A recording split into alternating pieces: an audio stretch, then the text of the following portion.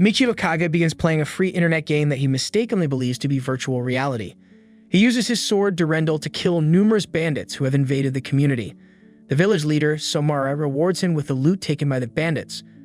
Kaga discovers the world is real when he tries to check out and that he must finish the game first. A peasant who tried to steal Kaga's wealth was jailed for life for his crime. Kaga heads to the city of Vale to sell his booty, the thief, and claim the bandits' ransom. He goes there to collect the reward and meets Alan, a slave dealer, who buys the thief and lets him know a new labyrinth has been found close by. As Kaga is drawn to the labyrinth, Alan recommends getting a slave, specifically Roxanne. She is a beast woman, which makes her handy in battle and ensures that she will be virginal if he wants to use her as a sex slave. Kaga, who feels bad for even considering it, is nonetheless mesmerized by the idea of a willing sex slave and Alan's slick sales pitch, leading him to hastily agree to return in 5 days with the nearly 450,000 gold needed to buy Roxanne. Kaga, who is now older and has 5 female slaves, returns to the village where he initially came to life. He hands Mio, a little kid, a scimitar of rage after spotting Mio. Roxanne asks Kaga about it, but he merely replies that he knew Mio's father. Kaga has currently sold his wealth but still requires an additional 70,000. He chooses to go into the labyrinth to steal things in order to make money quickly. He conceals his sword Durendal in his character menu and buys a simple scimitar out of concern that it could be too alluring for thieves. He steps into the labyrinth and starts experimenting with the abilities he has learned. After defeating creatures, he realizes that losing magic makes him depressed, so he vows not to use spells until he can replenish his magic supply. He starts out with pitiful stuff, therefore to get better loot he has to fight through increasingly challenging enemies. He nearly perishes after unintentionally running into a monster nest. Only Durendal's magic absorption and health enchantments save him. He returns to Vale after disposing of the nest and discovers that the bandits he killed's companions are nearby. Kaga makes the choice to go after them for the reward. Kaga investigates the slums and learns that some of the city transforms into a red light district after dusk on the theory that robbers would prefer to remain concealed. Kaga manages to track down a bandit and pursue him to their base of operations despite all the diversions. Kaga keeps an eye on the numerous different bandit organizations to study their customs. His landlord tells him that after an important boss was assassinated in an attempt to seize control of his region, bandits started killing one another. The bandits Kaga had murdered earlier belonged to a struggling group that the other bandits had chased from Vale. Roxana has less than a day left to be bought, so Kaga moves. Kaga infiltrates the headquarters and kills numerous bandits while they sleep, but when other bandits are notified, Kaga is forced to teleport into the labyrinth. When Kaga gets enough money, she buys Roxanne from Alan by trading them for the bounty. Kaga is taken aback when Roxanne apologizes for thinking he wouldn't be able to afford her. Roxanne is relieved to have an owner now that the slave contract is in place and Kaga can unwind knowing he was successful in purchasing her. Kaga may get a bigger room thanks to his additional cash.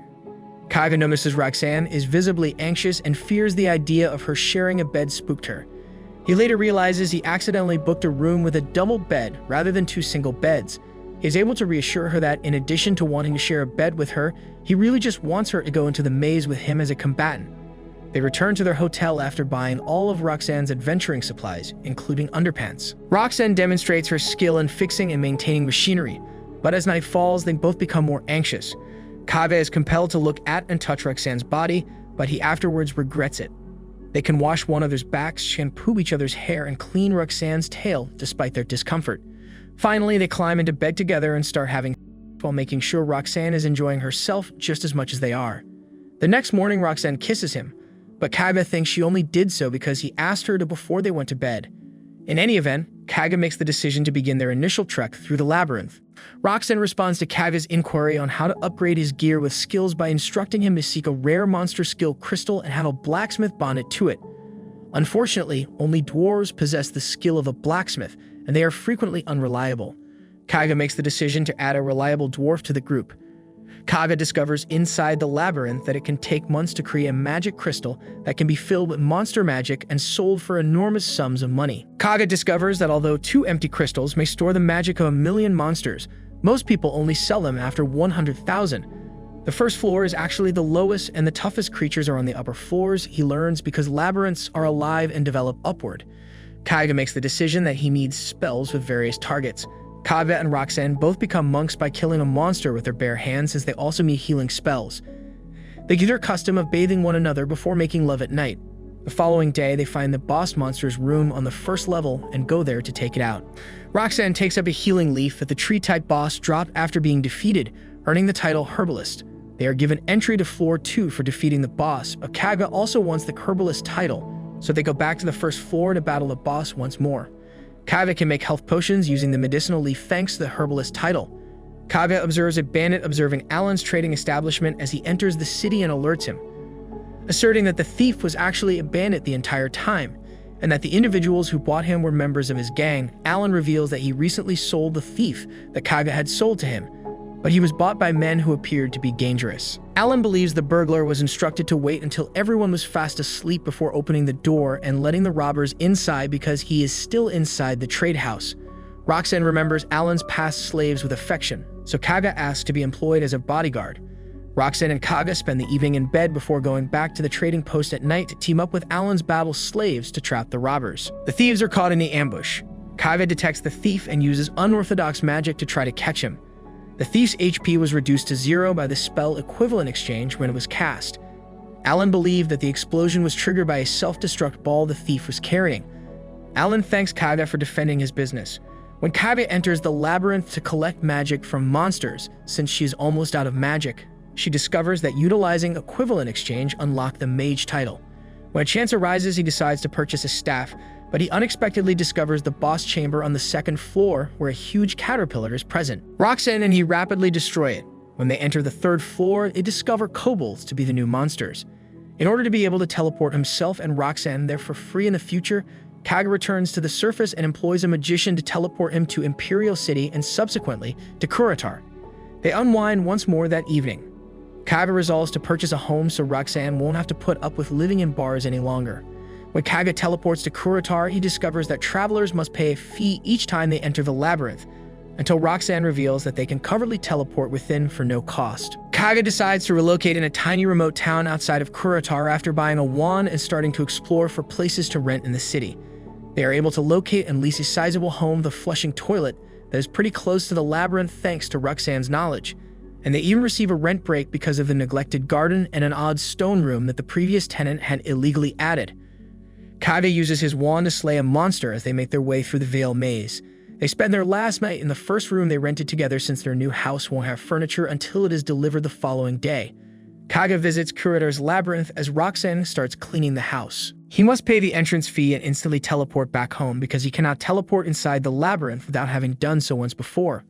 Kaga is dissatisfied that there will be more rivalry for monsters and treasure in Kuritar's maze than in Veils because there are more knights, explorers, and adventurers there. Kaga and Roxanne spend their first night together in their new house after the delivery of their furniture. The boss monsters get tougher and tougher until one of them can truly hurt them with his special magic skill. Kaga acknowledges that he unintentionally relaxed and put Roxanne and himself in danger. Later, the bathtub is delivered, allowing Kaga to teach Roxanne how to bathe. They also make love, which is made more exciting by Kaga's invention of soap. Kaga says they urgently need another warrior in their party as Roxanne sleeps because she feels bad about letting her get hurt by the previous boss monster. Kaga starts pursuing monster rabbits after realizing how much closed shops are ready to pay for their skins. When Kaga and Roxanne reach the 7th floor monster, they discover that it is a rapid rabbit that drops high-quality meat as loot, which Roxanne prepares into a delicious meal. They decide to defeat the rapid rabbit once more but run upon another explorer who has spent years on floor 6 getting ready to battle the rapid rabbit. Sadly, the rapid rabbit ends his life. This has a profound impact on Kaga, who struggles to accept the idea that one day he or Roxanne might join the countless adventurers who perish in labyrinths. After Roxanne comforts him all night, he decides to overcome his despair. They market their rabbit skins and Kaga buys Roxanne's silk camisoles. Kaga's finger gets broken by a bull monster on the 7th floor, and even though he heals it with magic, he is once more horrified by how dangerous the labyrinth is getting. He introduces Roxanne to taking a bath. The following day, Roxanne discovers a monster has finally dropped a skill stone, a type of prize utilized by dwarven blacksmiths to give weapons magical abilities. To ensure Roxanne's release after his passing, Kaga makes the decision to draft his last will and testament. Kaga comes to see Alan in an effort to get a slave dwarf skilled in blacksmithing. Sherry, a 16-year-old dwarf slave who is the only slave Alan has, is neither a blacksmith nor a fighter, but Sherry earnestly begs Kaga to buy her. Sherry will try out different skill combinations in the hopes of unlocking her blacksmith skill, so Kaga equips her with a hammer as her first weapon. Sherry is astounded by Kaga's use of magic, particularly his teleport spell and his treatment of his slaves as equals rather than as property. Sherry decides to use a wooden club which Kaga observes has a skill slot. He is astonished to discover that although Master Smith is a vocation only available to dwarfs, the only such one available to humans is Kaga enjoys and first as Sherry watches, having learned his lesson. Kaga has unlocked the sex maniac job this morning, and he is pleased with how much it boosts his magic, stamina, and intelligence. Following a time skip, we see Kaga hire 3 more slaves: Miria the catkin, Vesta the dragonkin, and Rutina the elf. Kaga has decided to take use of his new position by forming a harem. Thank you so much for watching the anime recap.